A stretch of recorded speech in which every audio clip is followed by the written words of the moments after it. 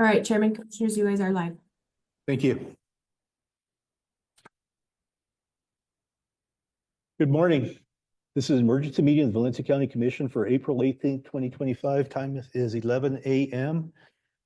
Chief, would you lead us in the pledge, please? Pledge allegiance To the flag of the United States of America and to the republic for which it stands, one nation, under God, indivisible, with liberty and justice for all. Thank you.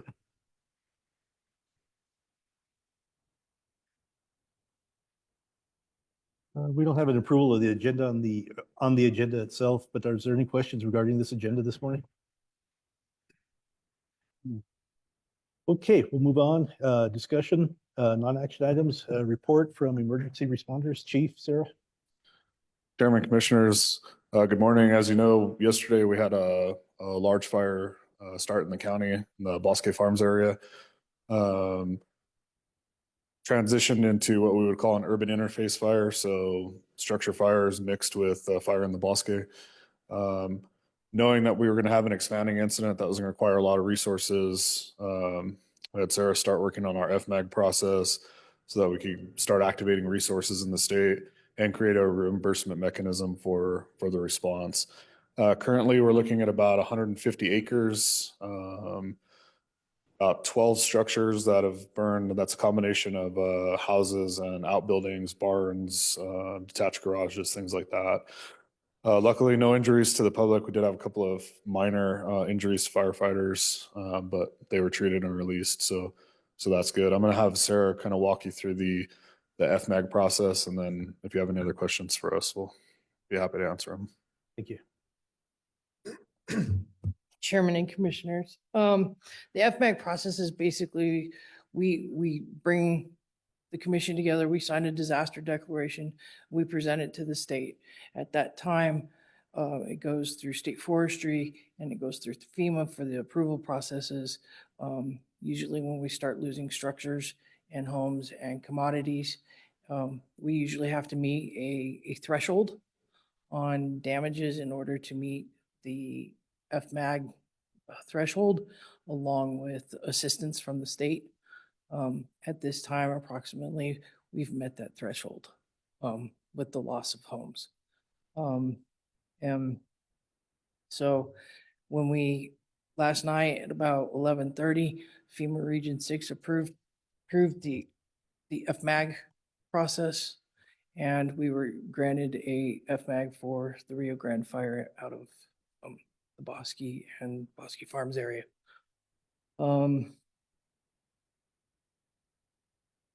At this point, the FMAG process is still a 75-25 reimbursement.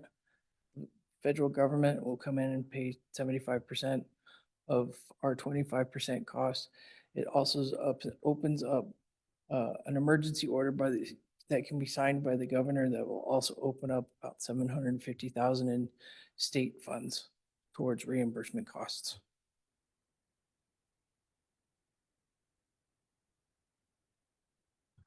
And just to touch on that, we just had a phone call from the governor's office right before we got here. They have given the verbal approval to the DHSEM Deputy Cabinet Secretary. The Secretary of State is out of office for the weekend, so the governor won't sign the declaration until Monday, but we've been given the verbal approval through the state at this point. I stand for any questions. Commissioners, any questions of Chief or Sarah? Mr. Chair, Please. I know you guys are working hard, but have you guys, for the animals being displaced and stuff like that, or do we have like the sheriff's posse? Are they taking animals? Do we have do we need to do any kind of shelter for the individuals that have been? And so we currently have a shelter at Daniel Fernandez Park that's open and manned by the Red Cross until we lift our evacuation orders, which they have not been lifted yet. Large animals have been taken from their areas of private property to the BOCC Farms Rodeo Arena for the time being.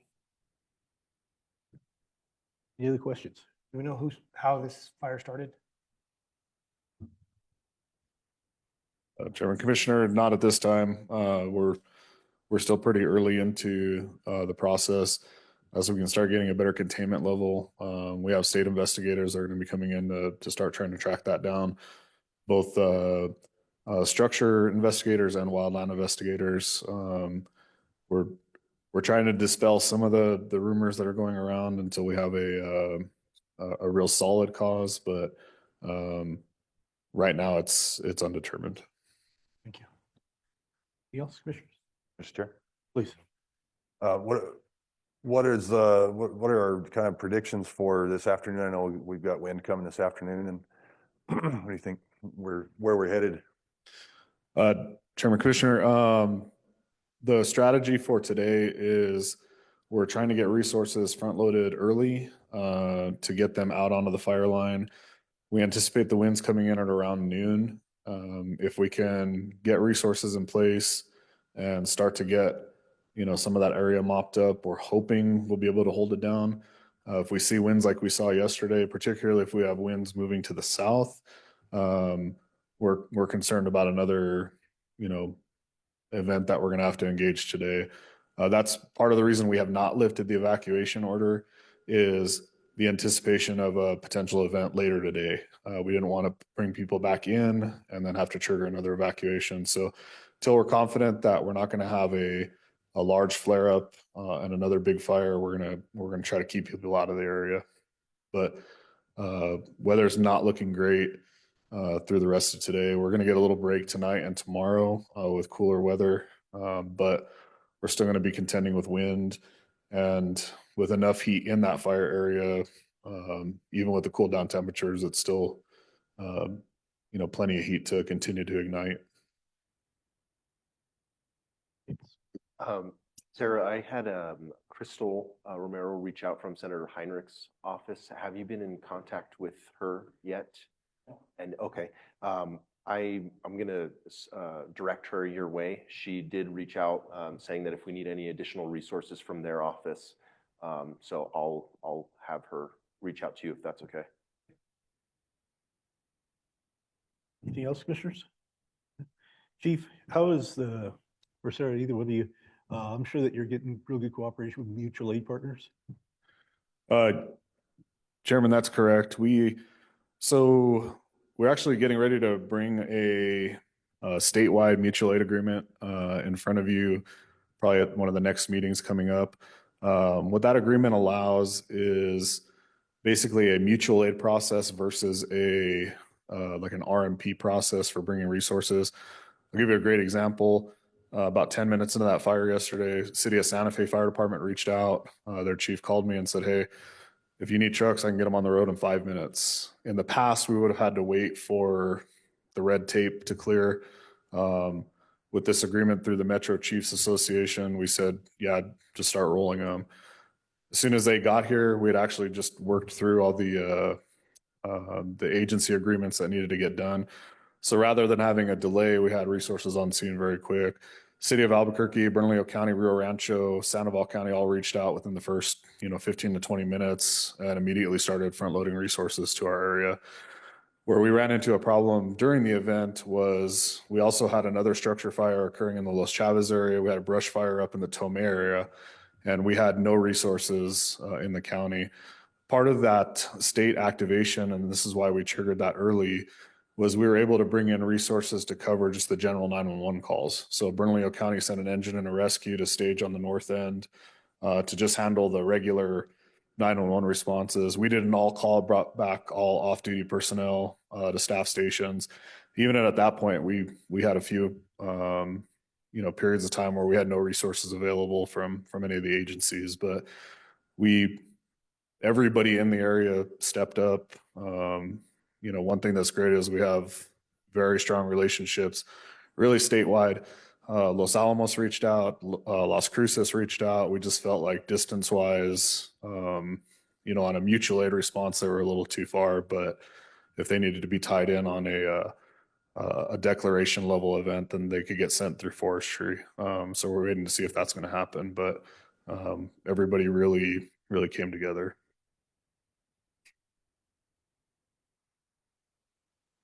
Get that? Okay, and also in an earlier, previous conversation we had just a few minutes ago, there's been outpouring of support from the surrounding communities. Is that correct? That is correct. We have been, we actually had to turn people away yesterday who were bringing food and commodities for the firefighters. Bosque Farms Community Center basically filled with items for our firefighters. The community brought a ton of stuff to Daniel Fernandez, which is where we had our evacuation center.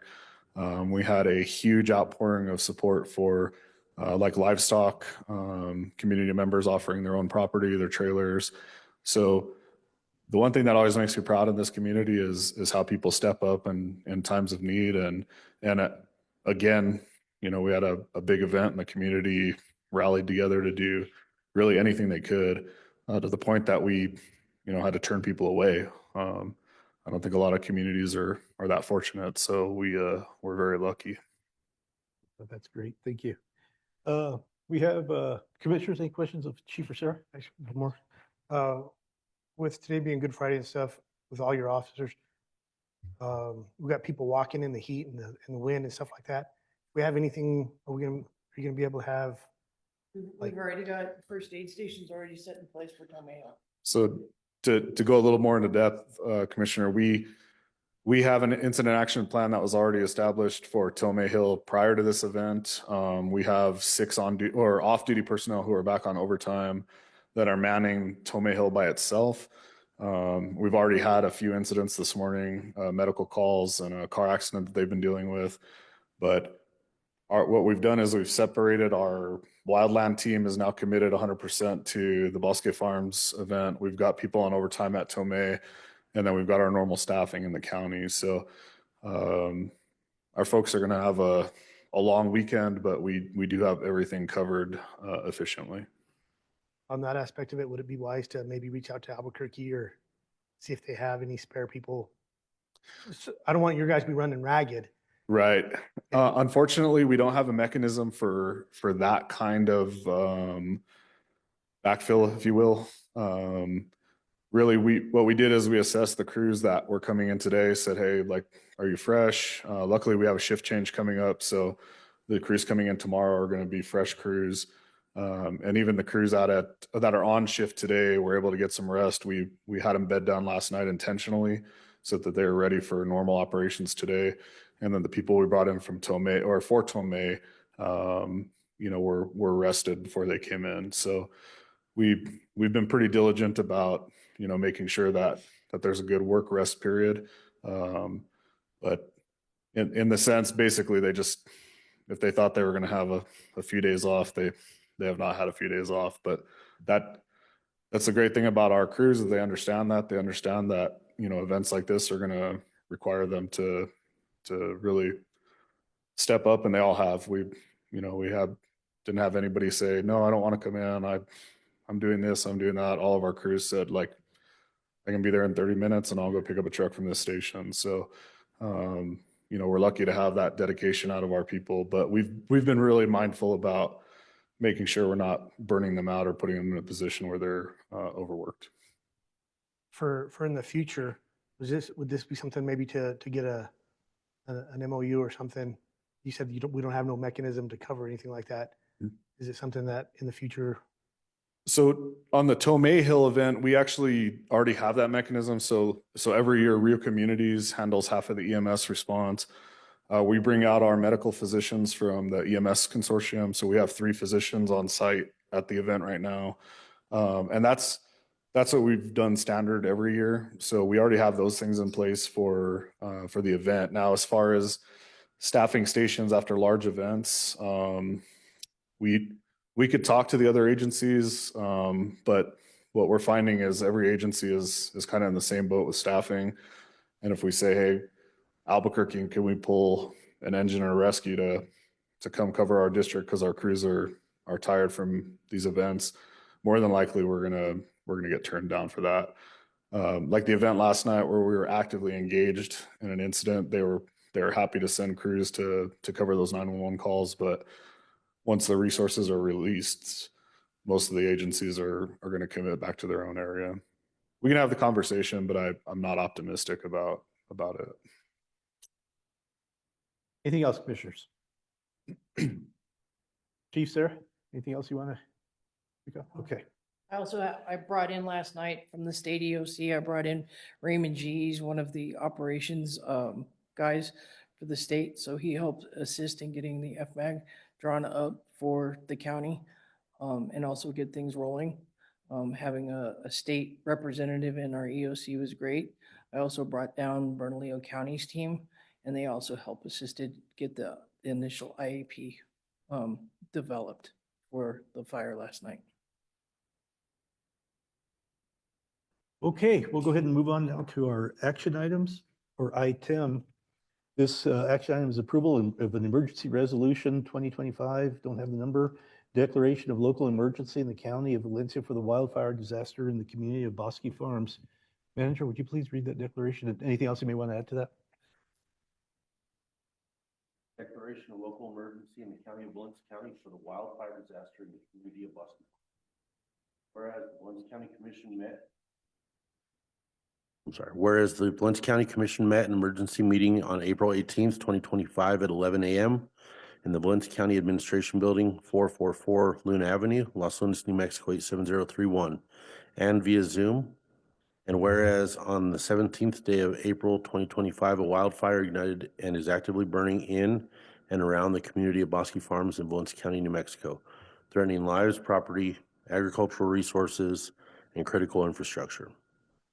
And whereas the wildfire has resulted in hazardous air quality, forced evacuations, and placed a significant strain on local emergency response resources, and whereas the severity and rapid spread of the fire exceed the capabilities of local response agencies and require the support of regional, state, and federal resources to ensure public safety and effective incident management.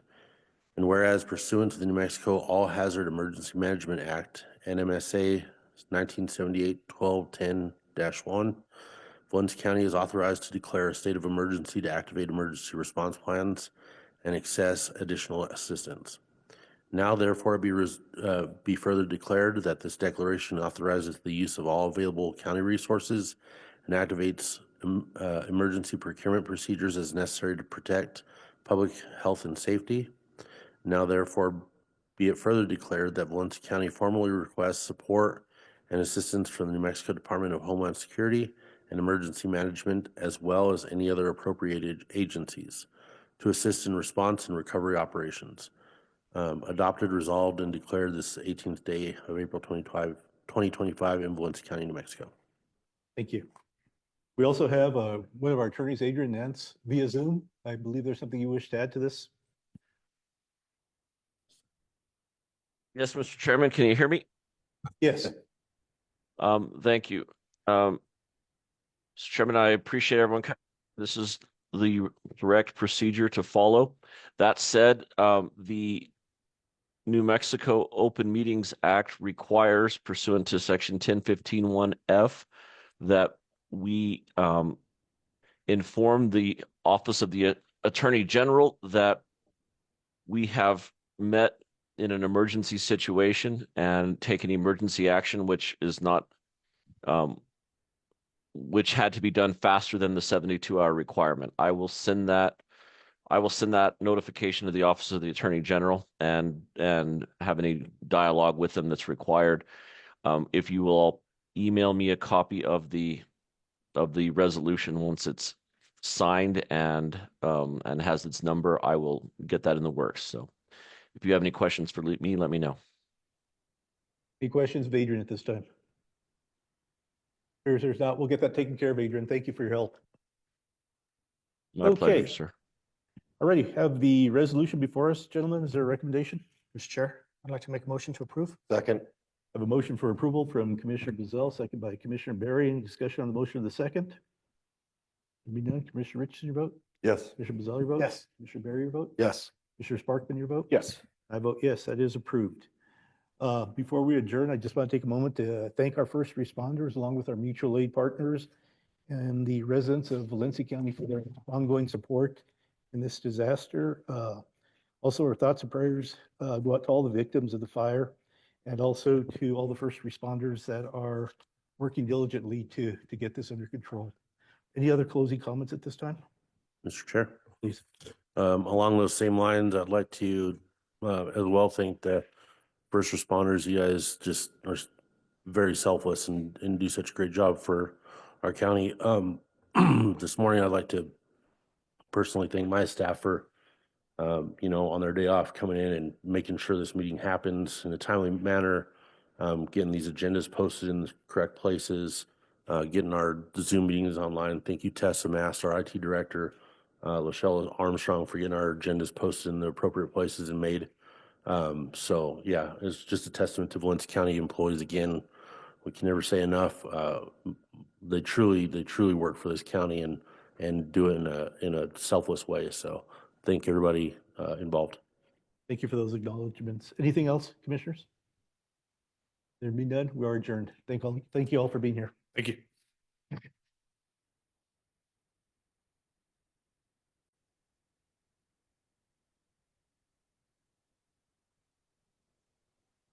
All right, Chairman, Commissioners, you guys are live. Thank you. Good morning. This is an emergency meeting of the Valencia County Commission for April 18th, 2025. Time is 11 a.m. Chief, would you lead us in the pledge, please?